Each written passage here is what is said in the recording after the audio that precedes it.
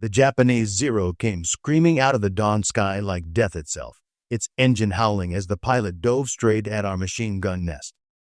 I could see his face through the cockpit glass, young, determined, and absolutely committed to killing me. My finger was already on the trigger of our Browning M1919, the metal hot from hours of firing.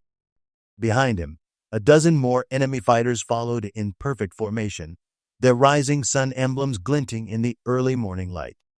This was it. This was the moment that would decide whether American forces would retake Guam, or whether we'd all die on this godforsaken coral island in the middle of the Pacific. 21 days earlier, I'd been just another Marine machine gunner aboard a troop transport, watching the green mountains of Guam grow larger on the horizon. None of us knew we were sailing toward what would become one of the bloodiest battles in the Pacific theater, a fight that would cost Japan over 1,000 aircraft and 23,000 soldiers, and change the course of the war forever. July 1944.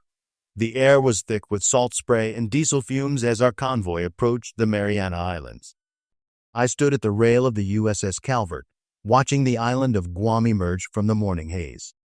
It looked peaceful enough from a distance, green hills covered in tropical vegetation, white beaches that could have been from a vacation postcard. But we all knew better. "Take a good look, Marines," Sergeant Rodriguez called out as he moved along the deck. "That pretty little island has been in Japanese hands for 2.5 years. They've had plenty of time to dig in and prepare for us." Rodriguez was right. Intelligence reports told us the Japanese had turned Guam into a fortress. Over 18,000 enemy troops occupied the island, led by Lieutenant General Takashina, one of Japan's most experienced commanders. They'd built concrete bunkers, dug tunnels through the coral bedrock, and positioned artillery pieces in caves that could rain death on any landing force. But we had something they didn't expect. We had Admiral Raymond Spruance's Fifth Fleet, over 500 ships stretching beyond the horizon. We had Task Force 58 with 15 aircraft carriers and nearly 1,000 planes. And we had Marines who'd learned hard lessons in previous island campaigns. As I checked my gear for the 100th time, I thought about what this battle meant. Guam wasn't just another coral atoll. It was American territory, captured by the Japanese on December 8, 1941, just hours after Pearl Harbor. For 2.5 years, the Stars and Stripes hadn't flown over this island. We were here to bring it home. The bombardment began at dawn on July 8th. I'd never seen anything like it. Battleships, cruisers, and destroyers opened up with everything they had. The thunder was continuous, rolling across the water like an endless storm. Through my binoculars, I watched explosions bloom across the island's surface, sending clouds of coral dust and debris into the sky. Whispered Thompson, the kid from Ohio who carried our spare ammo. "How can anything survive that?" But I'd heard the same thing at Tarawa, at Saipan. The Japanese had a talent for building fortifications that could withstand incredible punishment. Sure enough, when our Hellcats and Dauntless bombers swept in after the naval bombardment, Japanese anti-aircraft fire rose to meet them. Orange tracers streaked up from concealed positions, and several of our planes went down in flames. For 13 straight days, the bombardment continued.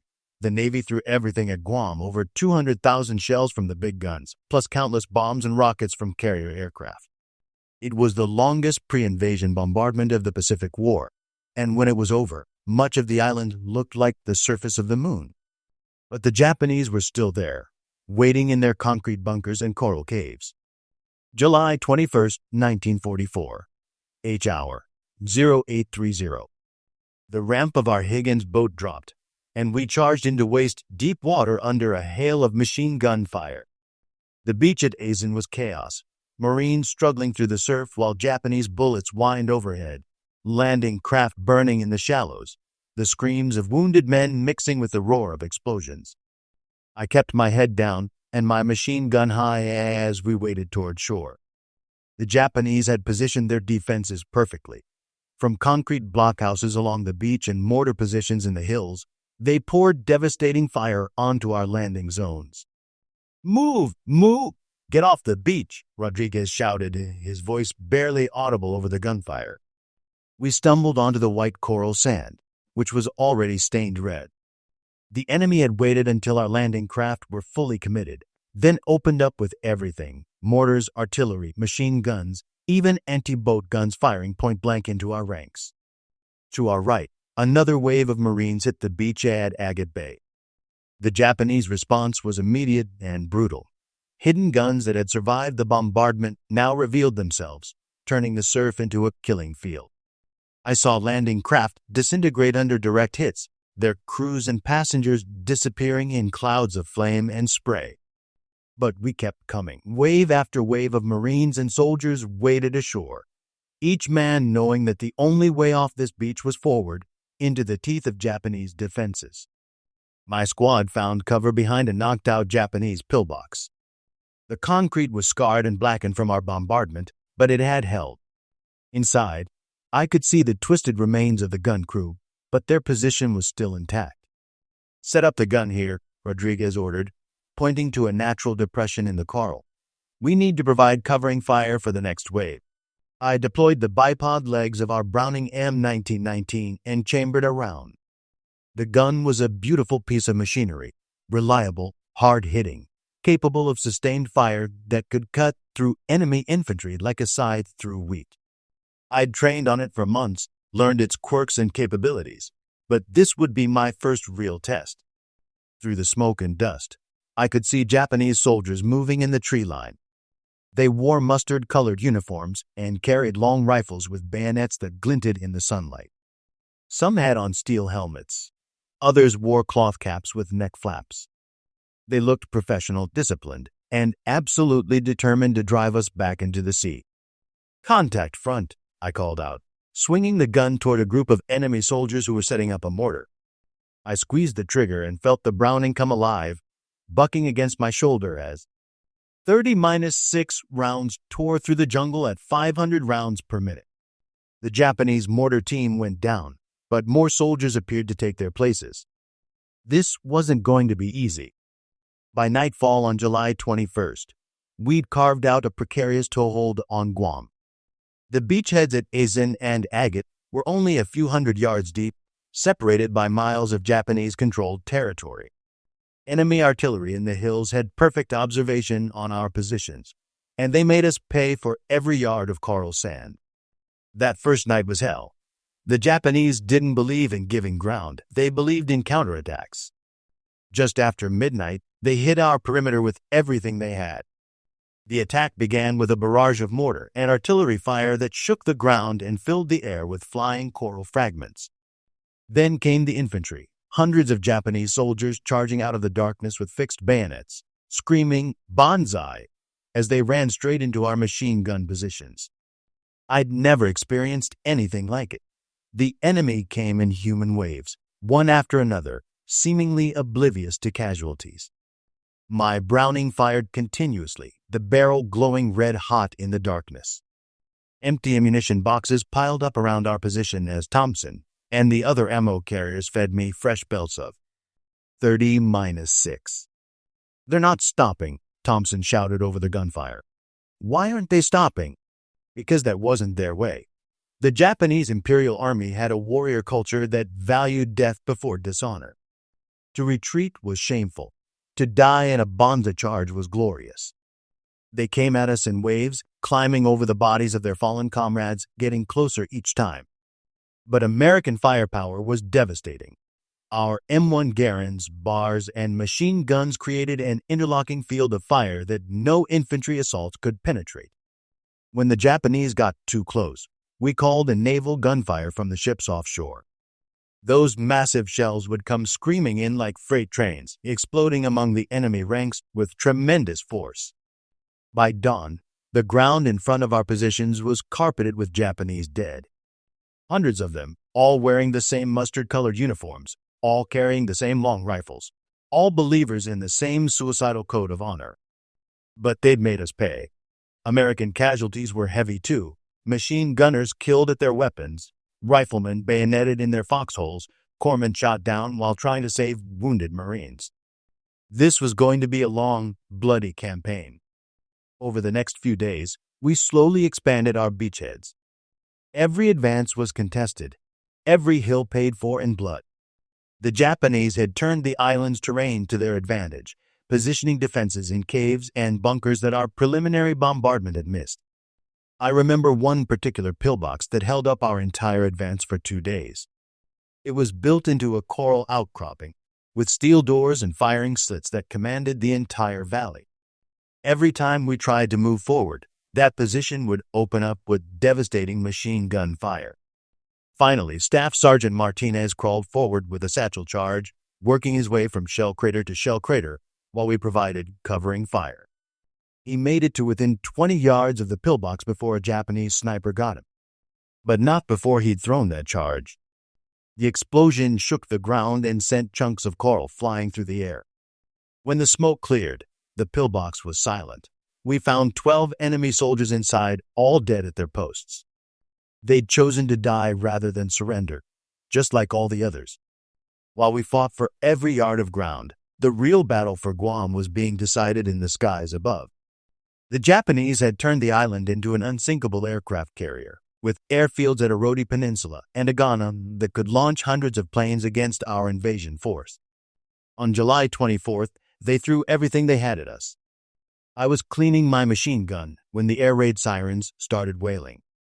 Looking up, I could see them coming, a massive formation of Japanese aircraft approaching from the northwest. Zeros, Vals, Kates, and bombers I couldn't identify, all flying in perfect V formations that covered half the sky. "Air raid, take cover," Rodriguez shouted, but there wasn't much cover to take. We were still on the beach, still exposed, still vulnerable to anything the Japanese wanted to drop on us. The enemy planes split into attack groups as they approached. The Zeros came in first, strafing our positions with 20mm cannon and machine gun fire. I watched tracers streak across the beach, kicking up fountains of sand and coral as the fighters screamed overhead. But they'd made a mistake. Our carrier task force was waiting for them. Out beyond the reef, the sky suddenly filled with American fighters.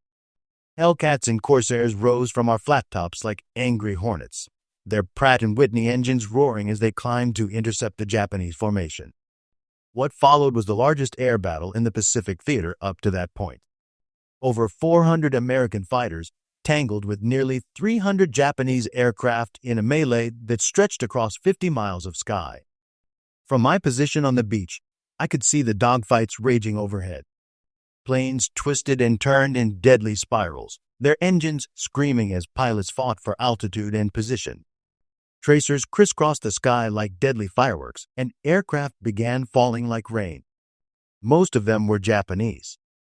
Our Hellcats and Corsairs were superior aircraft, flown by experienced pilots who'd learned their trade in earlier battles. The Japanese, desperate to replace their losses, had been forced to send up pilots with minimal training, brave men who died before they could learn the skills necessary to survive. I watched a Japanese Zero dive on one of our Hellcats, its guns sparkling as it fired. But the American pilot was ready. He rolled inverted, pulled the nose through, and came up behind the Zero with his 6.50 caliber machine guns blazing. The Japanese fighter disintegrated in midair, pieces of wing and fuselage spinning down into the ocean. The air battle raged for over an hour. When it was over, the sea around Guam was littered with burning wreckage, most of it bearing the rising sun emblem of the Japanese Imperial Navy. That single engagement cost the Japanese over 200 aircraft and nearly as many experienced pilots. It was a loss they could never replace, and it gave us complete air superiority over the Mariana Islands for the rest of the campaign. But the enemy wasn't finished. They still had ground-based aircraft at Arodi and Agana, and they intended to use every one of them. The air battles continued for days, but July 24th marked the beginning of what our pilots called the Great Marianas Turkey Shoot. It was a slaughter, plain and simple, American naval aviation at its finest, destroying Japanese aircraft faster than the enemy could replace them. From my foxhole, I watched wave after wave of Japanese planes approach the island, only to be intercepted by our fighters before they could reach our positions. The sky was constantly filled with the sound of aircraft engines, the chatter of machine guns, and the thunder of exploding planes. Lieutenant Commander David McCampbell, flying from the USS Essex, became legendary during those battles. I watched him single-handedly attack a formation of Japanese bombers, shooting down 4 of them in one pass. His Hellcat was so shot up afterward that it was barely flyable, but he'd prevented those bombers from reaching our beachhead. The Japanese response was desperate and increasingly futile. They sent up everything that could fly, obsolete biplanes, training aircraft, even float planes from their cruisers. All of them died in the sky over Guam, their wreckage scattered across the coral reefs. By the end of the month, Japanese air power in the Marianas was effectively destroyed. Over 800 enemy aircraft had been shot down or destroyed on the ground, compared to fewer than 50 American losses. It was the most one-sided air victory in military history, and it sealed Japan's fate in the Pacific. But on the ground, the fighting continued with undiminished fury. August 1st brought new orders and a new phase of the battle. Our beachheads at Asan and Agat had finally linked up, giving us a continuous front across the southern portion of the island. Now it was time to break out of the coastal lowlands and assault the Japanese main defensive positions in the hills. The enemy had prepared for this moment. They'd established a series of defensive lines across the island's mountainous interior, each one stronger than the last. Concrete bunkers, interconnected tunnels, artillery positions carved into solid rock. It was going to be a nightmare. My squad was attached to the 3rd Marine Division for the assault on Mount Baragata, a key Japanese strongpoint that commanded the entire central portion of the island. Intelligence reported that the position was held by over 1,000 enemy troops, supported by artillery and mortars positioned in caves that our bombers couldn't reach. The attack began at 0600 with a rolling barrage from our artillery. For 30 minutes, American guns pounded the Japanese positions while we crouched in our starting trenches, waiting for the order to advance. Remember, Rodriguez told us as we prepared to move out, "These bastards won't surrender. They'll fight until they're dead, and they'll try to take as many of us with them as possible. Watch your sectors, keep your heads down, and trust your training." When the whistle blew, we went over the top like soldiers in the First World War. The ground ahead was a moonscape of shell craters and shattered trees, scarred by weeks of bombardment. But as we advanced, Japanese positions that had seemed destroyed suddenly came alive with muzzle flashes. Machine guns opened up from concealed bunkers, raking our advancing lines with deadly crossfire. Mortars began falling among us, their fragments whining through the air like deadly hornets. The Japanese had weathered our bombardment in their deep caves and tunnels, and now they were fighting back with everything they had. I set up my Browning behind a fallen tree and opened fire on a Japanese machine gun position about 100 yards away. The enemy gunner was good. His bursts were short and accurate, and he'd already cut down several Marines. But his position was exposed, and my 30-6 rounds began chipping away at his concrete protection. "Got him," Thompson shouted as the Japanese gun fell silent. But almost immediately, another position opened fire from a different angle. They had overlapping fields of fire, mutually supporting positions that covered every approach. This was going to take time. For 3 days, we hammered at the Japanese defenses. Every bunker had to be taken individually, usually by Marines who crawled close enough to throw grenades or satchel charges through the firing slits. The enemy fought with incredible tenacity, often continuing to fire until their positions were completely destroyed. I watched one Japanese soldier continue to work the bolt of his rifle even though he'd been hit multiple times. Blood soaked his uniform. His face was pale with shock, but he kept loading and firing until a Marine finally got close enough to silence him with a grenade. It was that kind of dedication that made the Japanese so dangerous. They weren't fighting just for territory. They were fighting for their emperor, their honor, their very souls. Death was preferable to defeat, and they proved it over and over again. But slowly, methodically, we ground them down. American firepower, American tactics, and American determination were wearing away the Japanese defenses. Every day brought us closer to the island's interior, closer to the final confrontation that would decide Guam's fate. August 8, 1944. After 2 weeks of steady advances, we'd pushed the Japanese back into the northern mountains of Guam. Their defensive positions were crumbling, their supplies running low, their communications disrupted. Any reasonable commander would have begun considering surrender. But Lieutenant General Takashina wasn't reasonable, he was Japanese. Instead of giving up, he decided to stake everything on one final, massive counterattack. He would gather every available soldier on the island, over 7,000 men, and throw them at our lines in a banzai charge that would either drive us back into the sea or die gloriously in the attempt. We got word of the impending attack from intercepted radio transmissions. Japanese communications security had broken down as their situation became desperate, and our intelligence officers were picking up details of Takashina's plans. "They're going to hit us tonight," Rodriguez told the squad as we prepared our positions. "Everything they've got left, infantry, artillery, even their cooks and clerks. This is going to be their last stand." We spent the afternoon improving our defenses. Extra ammunition was brought up from the beach, additional machine guns were positioned to create overlapping fields of fire, and artillery coordinates were plotted for likely enemy approach routes. If the Japanese wanted a final battle, we'd give them one they'd never forget.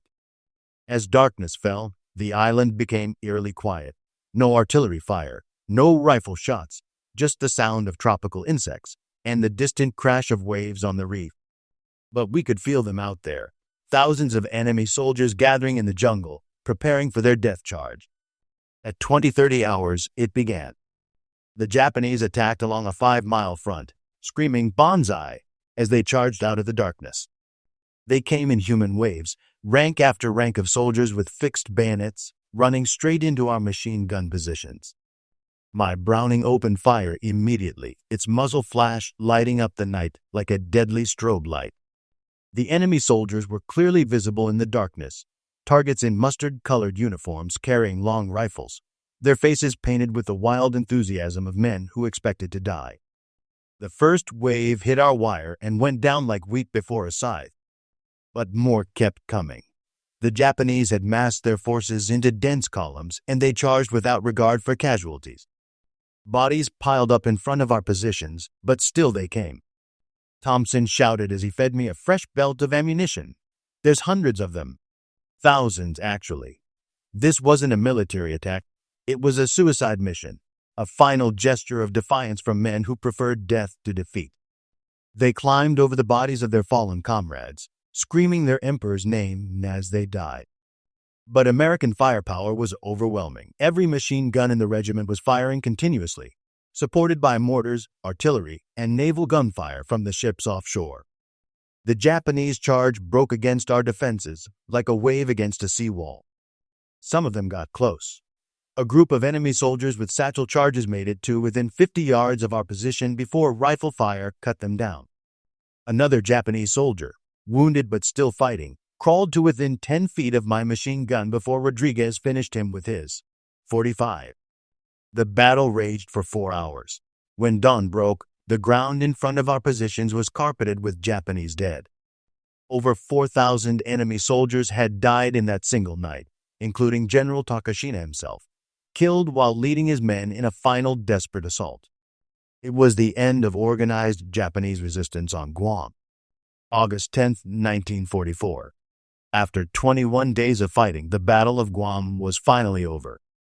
American forces controlled the entire island, and the Stars and Stripes flew once again over what had been American territory. The cost had been enormous on both sides. Over 1,800 Americans had died retaking Guam, with thousands more wounded. But Japanese losses were catastrophic, over 18,000 dead, nearly their entire garrison wiped out. Only a few hundred enemy soldiers remained alive to be taken prisoner, and many of those died of their wounds. In the air, Japanese losses were even more devastating. Over 1,000 enemy aircraft had been destroyed during the campaign, along with most of their experienced pilots. The Great Marianas Turkey Shoot had effectively ended Japanese naval aviation as an effective fighting force.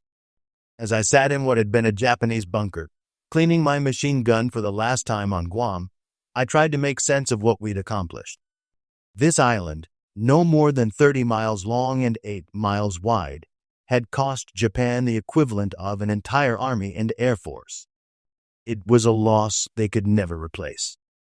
But more than that, Guam represented a turning point in the Pacific War. With the Mariana Islands in American hands, our B-29 Superfortresses could now reach the Japanese home islands. The war was far from over, but for the first time, ultimate victory seemed not just possible, but inevitable. I thought about the Japanese soldiers we'd fought, brave men who died for their emperor and their concept of honor. They fought with incredible courage and determination, but courage alone wasn't enough.